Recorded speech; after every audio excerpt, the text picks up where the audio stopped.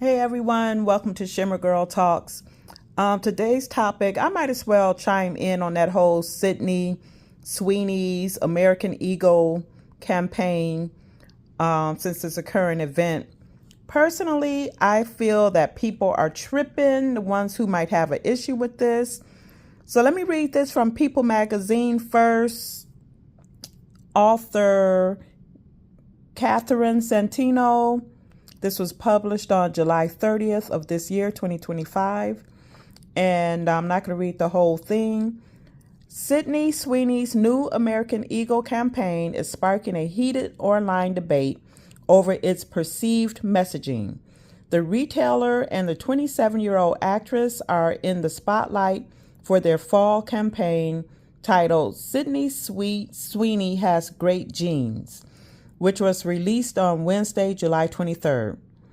And let me jump down. The tagline of the campaign, Sydney Sweeney Has Great Genes, has prompted critics to claim that the usage of the word genes as a play on genes, Genes, is racially charged and hints at genetic superiority.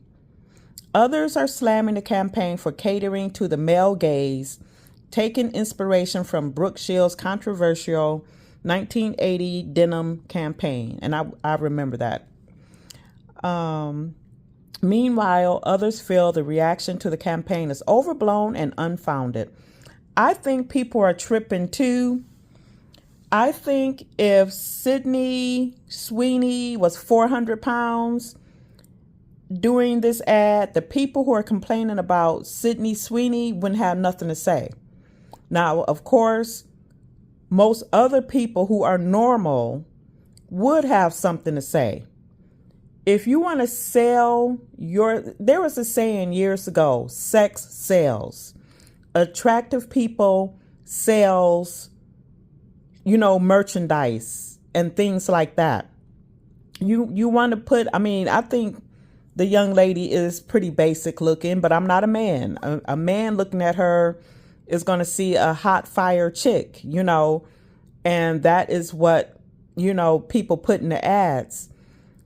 And I feel that the people who have an issue with this, they want everybody to be frumpy and unattractive and overweight. But the galling part for me is when they mention eugenics. I'm going to assume that 99% of the people who have an issue with this ad campaign are Democrats, and Democrats are very pro deletion of babies. So the fact that they're upset about allegedly this woman pushing white supremacy or what have you, but these same people don't have a problem with millions of black babies who have been deleted since the early 1970s. And one thing about Hollywood and ads and whatnot, they do subliminal messages. They really do.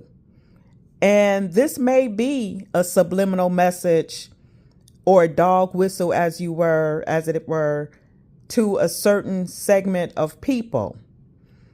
But from my understanding, if you are a business and you want people to buy your product, you're going to use the most attractive looking people possible. The problem with today's society, I would say within the past 10 years, maybe 10 plus years, you see society trying to be quote unquote woke and trying to cater to a segment of people who are in the minority. As I said, the obese women, the unattractive women who are not typically considered the American standard of beauty. And to that I say, then create your own campaign and use the women who aren't the standard of beauty for your products. But don't tell other companies how they're supposed to promote their images or promote their merchandise.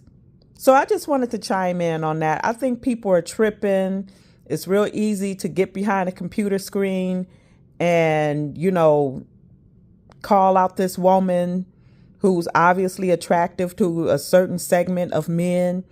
And that's something else with Democrats and liberals and feminists. They don't want anything. They don't want anything to do with men. They don't want alpha males, strong heterosexual males. They just don't like men, period.